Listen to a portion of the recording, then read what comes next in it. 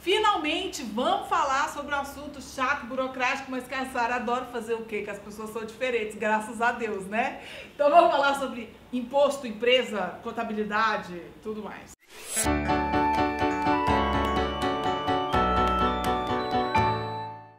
Gente, eu sou cunhada da Emira. Tá escrito no começo do currículo dela, tá assim, cunhada da Emira. É, cunhada da Emira. Sou tia atualmente. E, então, agora sério, Não, mas era sério também. Estou me formando em contabilidade no final do ano. Procurei trabalhar em várias áreas da contabilidade para aprender um pouco de cada uma, né? Estou aqui para tirar as dúvidas de vocês hoje. Show de bola. Inclusive você, meu amor, que faz arquitetura e quiser estagiar em várias áreas como a Sara fez na contabilidade para encontrar o que você gosta mais, isso é uma ótima dica. Sara arrasou. Eu também fiz isso, 6 estágios. 6. Por aí, tô por aí. Primeira coisa, acho que a gente vai distribuir algumas explicações, depois a gente vai responder todo mundo que mandou mensagem no Insta Stories, tá? Não, na verdade mandou mensagem no Instagram mesmo, no Stories eu que pedia, enfim.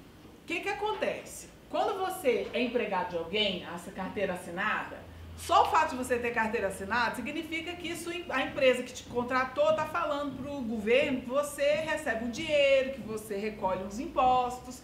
Quando isso não acontece, quando você é chefe de si mesmo, você precisa falar assim: oi, governo, estado, Brasil, ganhei um dinheiro aqui, toma aqui o que lhe cabe. Porque é mais ou menos assim, você ganha, qualquer dia que você ganha, você tem que dar um pouquinho pro governo. Exatamente. Chama imposto isso. Então tá, aí como é que acontece? Nós, arquitetos, podemos se mostrar para o governo de várias formas. Autônomo. Isso. EIRELI. LTDA. Isso é CNPJ, ou seja, são empresas, EIRELI e LTDA são empresas. Exatamente. E o autônomo tem a sua guia do RPA para pagar a parte, né? Mas isso também é uma forma de arrecadar os impostos. Certo. Que aí vai ser em cima do CPF da pessoa. Exatamente. Então, se você não quiser abrir uma empresa, você vai ser simplesmente um profissional autônomo que vai recolher impostos. Mas a gente já chega lá. Qual a diferença da empresa limitada, LTDA, para a empresa EIRELI? LTDA, né, empresa limitada, são constituídas de sócios. Tem um contrato social, onde firma a sociedade, onde pelo é cadastrada 2 pessoas ou mais, né? Isso, exatamente. 2 pessoas ou mais, onde é feito o cadastro na junta comercial e daí dá a abertura concreta da empresa. Isso também vai acontecer, todos esses documentos que precisa para a LTDA também precisa para a EIRELI. Isso, só que exatamente. a diferença é que a EIRELI, um ser humano só. Você trabalha individualmente, assim como o autônomo. Mas a diferença está que o autônomo é pelo CPF da pessoa e o EIRELI pelo CNPJ da empresa que tem um sócio único, exatamente. Um proprietário só. EIRELI significa empresa individual de responsabilidade limitada. Exatamente. LTDA significa limitada apenas. Isso, limitada. Tá sabendo bastante. Tô arraso. Ok, então essas são as formas que a gente tem de se apresentar para o governo para mostrar o que você está recebendo e arrecadar os impostos. Isso. Beleza. Existe a criaturinha chamada microempreendedor individual. Nós não podemos ser microempreendedor individual. Por quê? Isso. Foi estabelecido em lei que atividades profissionais regulamentadas não podem ser MEI. Não são só vocês, não se desesperem, não são só os arquitetos, mas advogados, consultores, exceto os contadores, que é a exceção da regra. Profissões regulamentadas, elas não podem ser MEI. Paciência, gente. Entendeu? Aliás, teve uma pessoinha, o Cristiano, lá no Instagram, perguntou assim: arquiteto pode ser MEI? Eu vi uma matéria que a partir de janeiro de 2018 vai poder. A gente tá sabendo disso não, a Sara não tá sabendo disso não. Se por acaso você encontrou essa matéria, Cristiano, o linkzinho da matéria, bota aqui embaixo pra gente, porque se isso for verdade é maravilhoso, mas por enquanto não tem esse negócio não. E agora vamos falar o que a gente precisa pagar, como que funciona, o que são os impostos. Nós devemos começar pelo CNAE. Porque o CNAE é o código onde a Receita Federal, onde a maioria dos órgãos tributários vão ter acesso às atividades que vocês fazem na empresa de vocês. Okay. No contrato social é determinado qual a atividade principal, as atividades que vocês podem exercer. E o CNAE, que é a classificação das atividades econômicas, serve para reger essas porcentagens. E para facilitar. Com os códigos fica mais fácil do governo encontrar atividade, porque como são várias empresas do mesmo segmento, facilita para o governo... Para segmentar e categorizar. Isso. E aí cada CNAE tem uma percentual, uma alíquota diferente. Exatamente. Os impostos são diferenciados pelo regime de tributação de cada empresa. São o imposto de renda, o ISS, que é o imposto sobre o serviço, o IRPJ, que é o imposto sobre a pessoa jurídica. Temos o INSS, que também é uma arrecadação da Previdência Social. Temos também as contribuições. A brincadeira tá fazendo assim. Vai. Físico. Sara! O que é PIS? O que é PIS e COFINS são contribuições que têm a sua alíquota própria também. Entendi. Mas aí tá. E aí se a gente tem, dependendo então do tipo de empresa, do regime da empresa, você paga cada uma dessas coisas separadas ou pode fazer o pacotão? Exatamente. Que aí são os regimes de tributação. Que nós temos o Simples Nacional, que é algo super novo, de 2007 mais ou menos, o lucro presumido e o lucro real. O Simples, de simples não tem muita coisa. A única coisa que é simples é porque em vez de ser é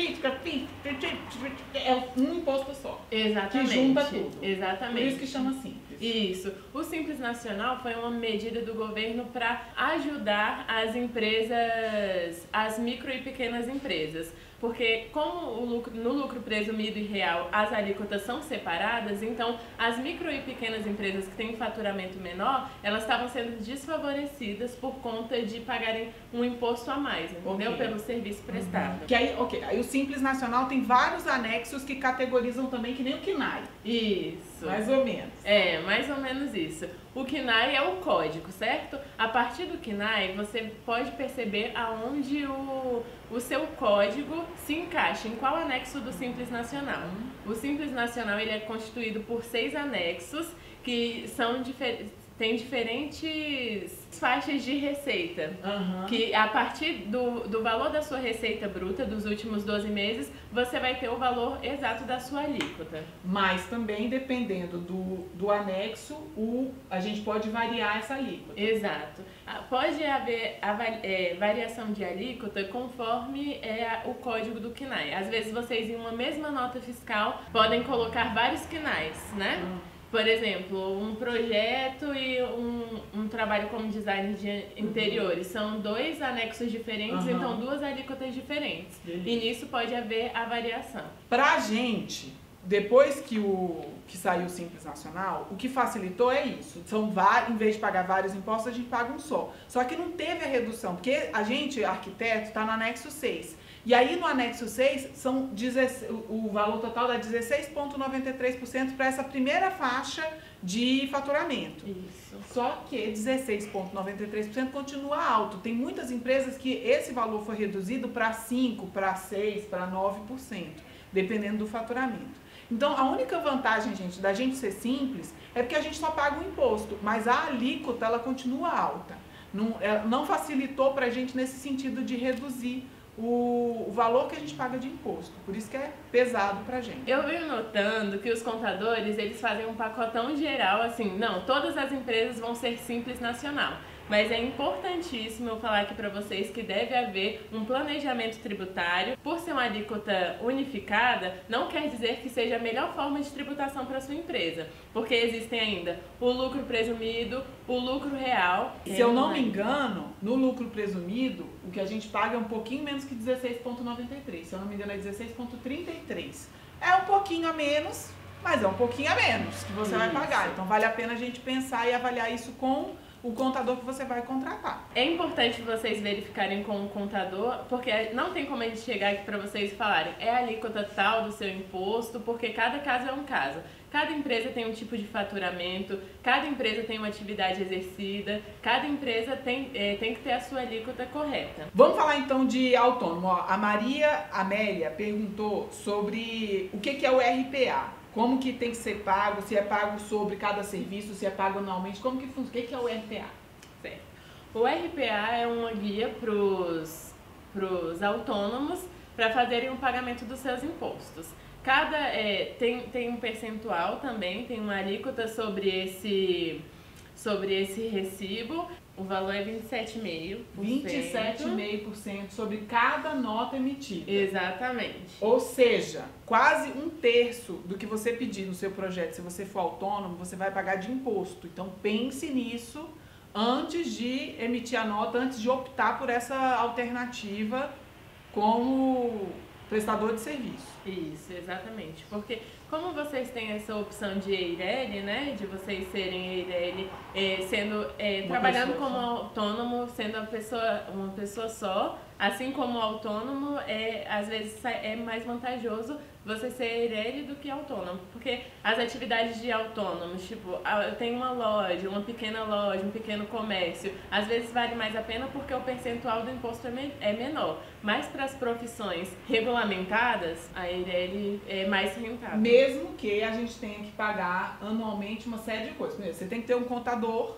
certo? Mas hoje na internet, procure aí, gente. Tem muitas opções na internet hoje de contabilidades mais simples, mais baratas, feitas para essas pessoas que querem ser empresa de uma pessoa só, tá? Além de pagar o contador, tem que pagar o certificado digital, que é um bigalinho lá, um negocinho lá para poder emitir nota. Isso. O certificado digital é para facilitar o acesso, tanto para sistemas do governo, né? Acessar Receita Federal, para os contadores calcularem suas guias de impostos, para terem esse acesso total sobre a empresa, mas no sistema.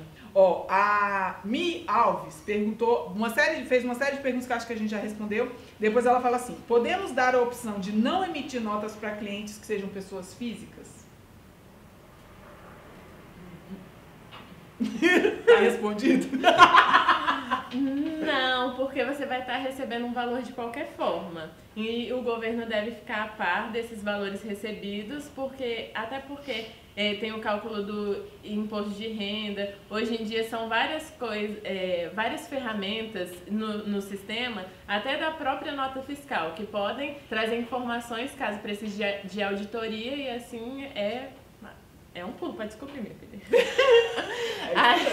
É exatamente isso a resposta. Assim, não tem jeito não. Se o seu cliente perguntar, mas eu não preciso de nota, ele realmente, para o cliente, não faz diferença. A única coisa que vai fazer diferença para o cliente é ele saber que você está fazendo tudo direitinho, que você está recolhendo seus impostos. Porque ele não pode descontar do imposto de renda dele, nem nada disso. É só do seu lado mesmo, é você mostrar que está tudo de acordo, que aí você vai conseguir, no seu imposto de renda, comprovar uma renda, lá no banco, para abrir sua conta, comprovar a renda. Essas são as vantagens de você recolher os impostos. Olha lá. Quero me associar com 2 amigos. Isso é a Tamires. Quero me associar a 2 amigos que também são arquitetos, mas trabalhar sem espaço físico, cada um no seu canto. Como fazer isso de forma regular? Tem que ter CNPJ? Tem. E é uma limitada porque são sócios, certo? Isso, exatamente. Tem que dar um endereço do local, né? Uhum. De um local principal, para caso os fiscais de tributação precisem de uma localização para encontrar essa empresa e precisa de um endereço principal. Que pode ser, se na residência puder ter essa opção, aí tem que ver de município para município, se aquele local permite uma empresa, se for uma residência. Isso, certo? Exatamente. No contrato social, onde vocês constituem a sociedade, tem o nome de todos os sócios, os dados de todos os sócios. Assim como tem os dos sócios, tem da empresa, porque vocês são pessoas físicas, mas existem as pessoas jurídicas, que é diferente, é sua empresa, então outros dados, outros cadastros, por isso mesmo tem o CNPJ, que é algo diferente. Então, vocês podem fazer essa sociedade, mas é importante que haja um local físico para a empresa. E existem escritórios virtuais que permitem isso, não é? Tem empresas que que acolhem outras empresas, não é? Exatamente. Que isso pode acontecer. Você pode procurar aí na sua cidade algum coworking que tenha essa característica de abrigar outras empresas. E aí vocês podem trabalhar cada um no seu quadrado, cada um no seu cantinho, mas a empresa tem que ter um local fixo. Isso. Ó, a Domênica Maria perguntou o seguinte: Pagar 13ª parcela, aquela que se paga em dezembro para o contador, é uma prática legal? Eu posso falar para o contador que eu não quero pagar? Não, infelizmente deve ser paga. Lide com isso. Isso. Deve ser paga porque no final do ano sempre tem as obrigações fiscais, né? Você tem que ter o livro da empresa, outras obrigações que você deve tanto para obrigações físicas, que são os livros que vocês levam na junta comercial, que os contadores levam na junta comercial, fazem a autenticação e todo o processo. Então, o serviço no final do ano realmente é maior. Exatamente. Do ano, por isso que eles cobram. Isso, porque é fechamento de exercício. Então, no fechamento de exercício, a gente tem várias obrigações a serem passadas, tanto por sistemas quanto a obrigação física de ter os livros à disposição da junta comercial e dos órgãos de tributação.